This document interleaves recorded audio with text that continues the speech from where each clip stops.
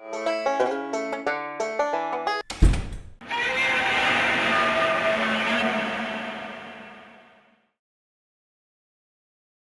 everybody, Yankee here. Today I want to come at you with some good news, but then I want to tell you some bad news about it. Then I want to say some more good news about it, but then more bad news, and then I want to end with kind of a hopeful tone. Now that might not make a lot of sense, but here in a second it will. If you've been paying attention, you probably already know that Congressman Massey has introduced a national constitutional carry bill. That's really good news. The bad news is he did that like 5 months ago, and it's been sitting in committee since day one, hasn't had any action. Nothing. No one's voted on it, no one's done anything to it, no one's amended it, nothing. It's gotten absolutely zero consideration in committee. Now that's the bad news. Now some more good news is it does have like 32 sponsors, and also it's a pretty extensive bill. Now it is not one of these do-nothing, feel-good bills. This is actually a national constitutional carry bill. This is not national reciprocity. This is not where it says, hey, if you jump through all the hoops in your state to carry a gun, well then if you travel, you can also carry in another state. This law, if it became a law, would actually say that no state can place restrictions that would discourage anyone from carrying a firearm anywhere, anytime. This is national constitutional carry. The Second Amendment is your carry permit in every state you go to. You don't have to have a permit in any state. There'd be no such thing as state permits anymore, because this would be a national law that says that no state can deny anyone the right to carry. It also says they can't put schemes in place to make it difficult or discourage people from carrying. It says that they can't put barriers in front of you carrying, like fees or training requirements or any of those things. So this bill would actually do a lot. This would be a very big victory. This would be huge. This would make a huge difference.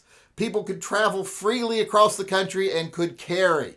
They wouldn't have to jump through hoops. Poor people wouldn't be discriminated against because they can't take time off work or afford to pay for training or jump through the hoops to get a carry permit. This would level the field. If you are a free American citizen, the Second Amendment would be your carry permit in all of the states, and I'm assuming Puerto Rico even. So I haven't checked into that, but I would assume it. So that is also more good news. It is a very wide sweeping bill. Now, more bad news is that you haven't heard anything about this bill from the Trump administration. They haven't done anything to further this bill.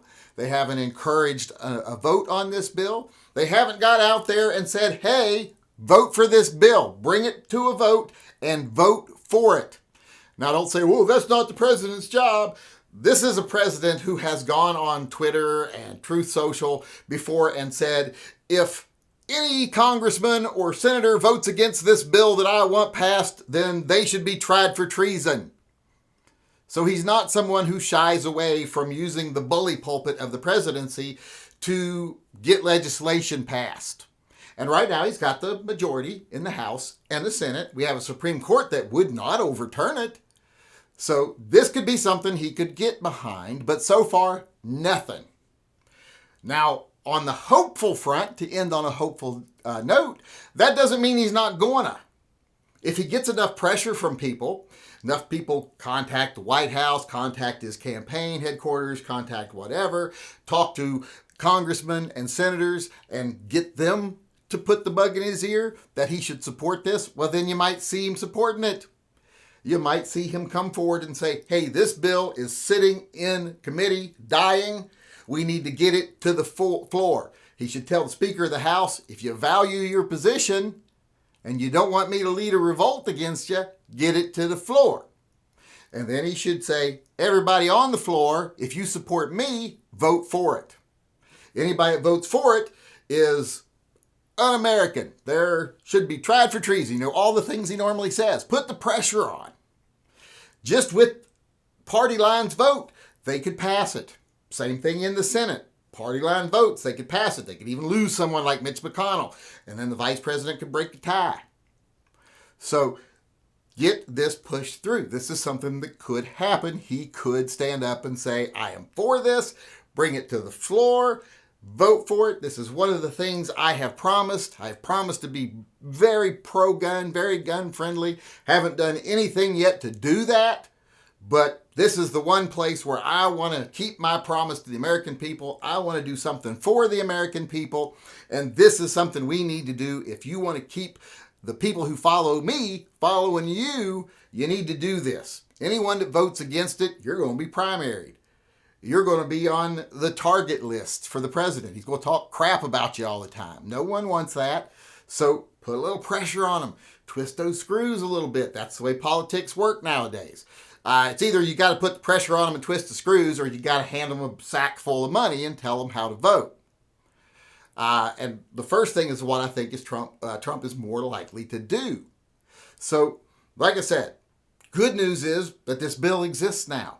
This House resolution, I think it's 3594 or something like that. What is it? It's 9534. House Resolution 9534. The good news is it exists.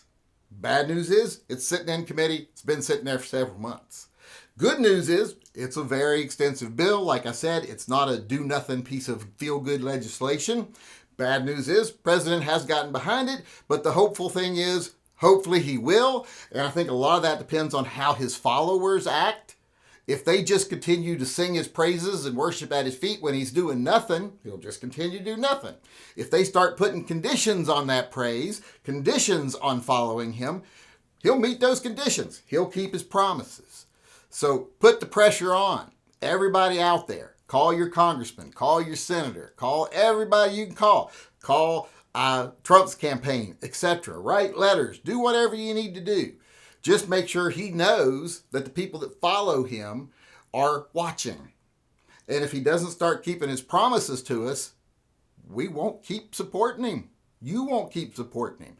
Now, I know some of you out there could never consider that even, because you don't see him as a politician. You see him as some sort of messiah or savior. But the vast majority of you out there that want to see things done and want him to keep his promises, put the pressure on, because like I said, we have opportunity here that we've never had before with Trump as president, and the House and the Senate and the Supreme Court also on the pro-gun side. This can either be a time of great victories or it can be a time of doing nothing, and I think it's mostly up to us. Amen.